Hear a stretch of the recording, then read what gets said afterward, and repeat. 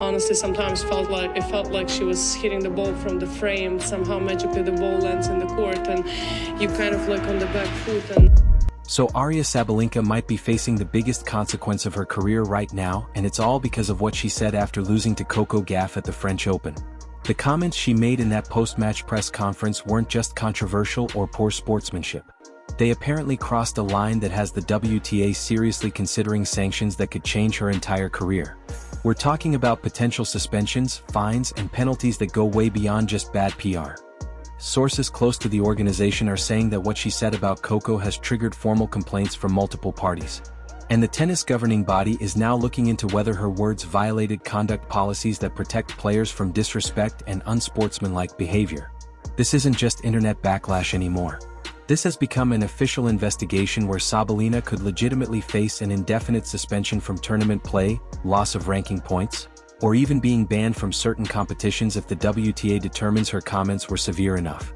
Tennis analysts are shocked because you almost never see the organization move toward actual sanctions for post-match comments. But apparently what Sabalenka said was so over the line that they can't ignore it. Her legal team is reportedly scrambling. Sponsors are re-evaluating their contracts, and the entire tennis world is waiting to see if one of the top-ranked players is about to face careering punishment for words she can't take back.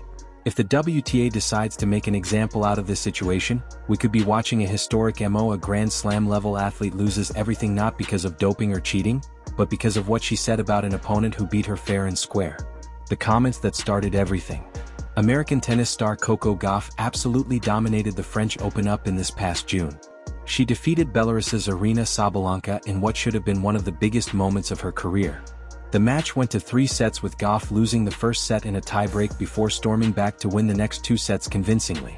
It was a comeback performance that showcased everything great about her game: resilience, adaptability, and pure determination. The match itself had everything you could want from a Grand Slam final. Both players were trading incredible shots. The crowd was electric, and the tennis was at the highest possible level. Gauff proved she could hang with the world's #1 player, and not just hang with her, but ultimately outlast her when it mattered most. This was supposed to be the story everyone talked about for weeks. But instead of celebrating Gauff's achievement, Sabalenka said something after the match that honestly left a lot of people's jaws on the floor. In her post-match press conference, sitting there in front of cameras and reporters from all over the world, she made comments that would overshadow everything about the actual match. Sabalenka basically claimed that she only lost to Gauff because Gauff made too many mistakes. Yeah, you read that right. She said the person who beat her only won because of errors, not because they actually played better tennis. It's like saying someone only scored a touchdown because you tripped, not because they ran faster than you. The exact quote was something along the lines of Coco won the match, not because she played incredible, just because I made all those mistakes from easy balls. Think about how wild that statement is for a second. You're at a press conference after losing a Grand Slam final, and instead of acknowledging that your opponent played better tennis, you're basically saying you beat yourself. That's not just poor sportsmanship. That's completely rewriting what actually happened on the court to protect your ego. What makes this even more ridiculous is the actual match statistics. Coco had 40 fewer unforced errors than Sabalenka during that final. 40. That's not a small difference. So, when Sabalenka tries to frame this as being about her own mistakes, she's ignoring the fact that Coco was the one playing cleaner, smarter tennis. Those weren't just random errors on Sabalenka's part. Coco was forcing her into difficult positions and making her uncomfortable throughout the match. Here's the thing about unforced errors in tennis. They don't just happen in a vacuum. When you're playing against someone as quick and strategic as Coco Gauff, you're under constant pressure. Every shot has to be precise because if you give her even a slightly weak ball, she's going to punish you for it. So yeah, Sabalenka made mistakes, but Coco created the circumstances that forced those mistakes. That's what great tennis players do. The reaction was immediate and brutal. Media were calling her out left and right on social media. Tennis fans, sports commentators, random people who don't even watch tennis were all saying the same thing. This was disrespectful as hell. You just got beat fair and square, and instead of giving credit where it's due, you're making excuses. Former players started weighing in too, and they weren't holding back. People who know exactly what it's like to lose on that stage, who understand the emotions involved, were still saying it. What Sabalenka did crossed the line. When even other professional athletes are calling you out for poor sportsmanship, you know you messed up badly. These are people who could theoretically sympathize with the pressure of the moment, but instead they're saying there's no excuse for that kind of behavior. The tennis community has always prided itself on a certain level of respect and tradition. Yes, players get competitive. Yes, emotions run high. But there's an understanding that you respect your opponent regardless of the outcome. What Sabalenka did violated that unwritten code in a way that people couldn't ignore. It wasn't just about one bad comment. It was about disrespecting the entire spirit of competition that tennis is supposed to represent. What made it even worse was how she said it. If you watched the press conference live, she wasn't apologetic or hesitant about it. She said it with her whole chest, completely confident, like she genuinely believed what she was saying. There was no walking it back in the moment, no catching herself mid-sentence, just straight-up disrespect delivered with total conviction. The apology that nobody bought. After getting absolutely destroyed online for days, Sabalenka finally put out a statement on social media. She wrote that both things can be true at the same time. She didn't play her best and Coco earned the title. Sounds reasonable on the surface, right? But here's the thing. Does this statement actually excuse those initial remarks she made right after the match? The answer is no. Not even close. This apology is absolute trash. When someone only apologizes after facing massive backlash, it's not a real apology. It's damage control. It's your PR team sitting you down and saying, "We need to fix this right now because sponsors are getting nervous." Real apologies come from actually understanding what you did wrong. They don't come 3 days later after your social media mentions turned into a war zone. If Sabalenka actually felt sorry in that moment after the match, she would have corrected herself right then and there. Think about what a real apology in that situation would have looked like. She could have put out a statement the next day saying she was emotional, that she didn't mean to diminish Coco's achievement, and that she had nothing but respect for how Coco played. That would have at least seemed somewhat genuine. But waiting until the backlash reached a fever pitch, that's just damage control, plain and simple. And let's be real about the timing here. Sabalenka's apology came out right when major sports outlets started running stories about her comments. Right when social media had completely turned against her. Right when you could almost hear her management team and sponsors having emergency conference calls. The timing wasn't a coincidence. It was calculated PR strategy to try and stop the bleeding before it got worse. The statement itself was also pretty weak. She's still making it about herself and her performance. Even while trying to give Coco credit, it's like she can't help but center the conversation around her own game instead of just saying Coco played amazing tennis and deserved to win. Even in the so-called apology, she's still talking about conditions and her own play rather than simply acknowledging that Coco was the better player that day. She mentioned how she didn't play her best and Coco handled the conditions better. But that's still framing everything through the lens of external factors rather than just giving Coco straightforward credit. A real apology would have been way simpler and more direct.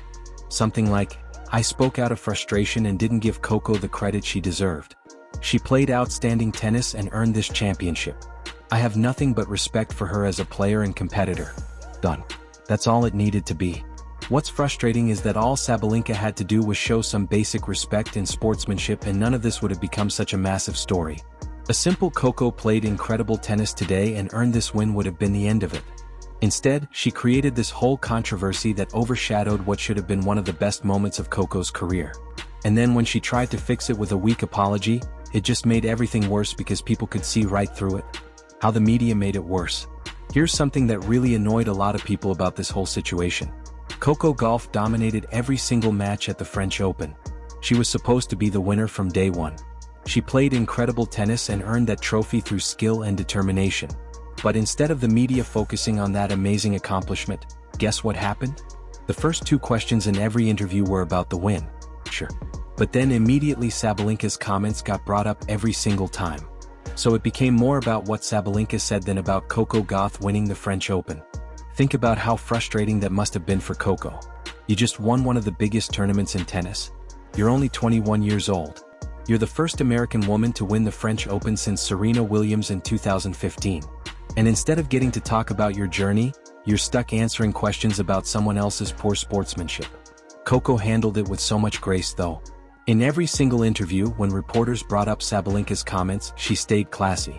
She called Sabalenka a fighter and a tough opponent, refused to engage with the negativity and kept redirecting back to her own performance and what this win meant to her. That level of maturity at 21 is honestly remarkable. Most people that age would have clapped back or at least shown some frustration with constantly being asked about someone else's bad behavior. The media was being incredibly lazy with this approach. Coco gave them so much good material to work with, She had this whole story about manifesting her win, about overcoming doubts about what this title meant to her personally. But instead of exploring any of that, they took the easy route and kept bringing up drama because that's what gets clicks. This isn't just about tennis either. It's a pattern you see across all sports where the narrative gets hijacked by controversy instead of staying focused on the actual accomplishment. Athletes work their entire childhoods for these moments of glory. And then when they finally achieve what they've been dreaming about, the story becomes about someone else's bad behavior. The power of positive thinking. What a lot of people don't know is that Coco actually wrote herself a note several times leading up to the tournament. She wrote these words over and over. I want to win. I will win the French Open. Just kept writing it down, manifesting it into reality. And you know what? It worked. This wasn't just some random idea she came up with either. Coco got this technique from Olympic track and field star Gabby Thomas, who wrote something very similar just before the Paris Olympics. It's basically a way of building up your self-esteem and confidence by putting your goals down on paper. Think about what it's like to be a tennis player at that level. You're by yourself on the court for hours. There's no team to back you up when things get rough, no coach to call a timeout. It's just you, your opponent, and your own mental strength. So, having these affirmation techniques becomes super important. Tennis at the Grand Slam level is like 80% mental. You have to believe you can win before you even step onto that court or you've already lost. Coco's approach shows a level of maturity that a lot of players her age just don't have. She understood that winning wasn't just about training her body, it was about training her mind too. And that's probably a big part of why she was able to come back after losing the first set and still win the whole match. The mental fortitude to stay positive after dropping that first set tie-break, to not let doubt creep in, and to maintain belief in herself. That's championship mentality right there. A lot of players would have folded after losing that brutal first set the way she did. The double standard debate. Okay, so here's where things get interesting. Some people started asking whether we're holding women to a different standard than we hold men in sports. Like, remember John McEnroe? That dude used to have complete meltdowns on the court, screaming at refs, throwing his racket, and people kind of loved him for it. He became this legendary figure partly because of his fiery personality and those outbursts. People still talk about his famous "you cannot be serious" moment like it's iconic sports history. Then you've got someone like Mick Kyrgios, who honestly should have been suspended from tennis years ago.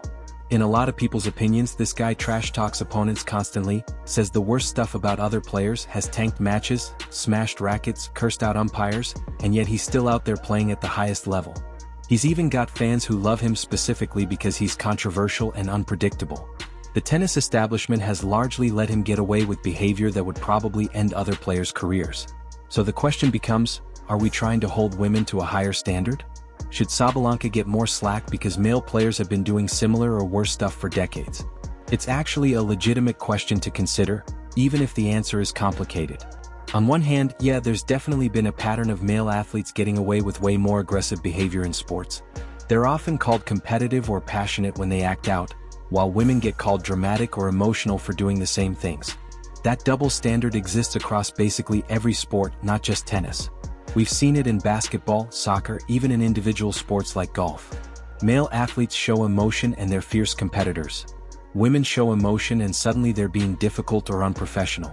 But on the other hand, there's a big difference between having an outburst on the court versus tearing somebody else down who just beat you. McEnroe yelling at a ref is frustration with the officiating. Sabalenka saying Coco only won because of mistakes is directly diminishing another player's accomplishment. Those aren't really the same thing.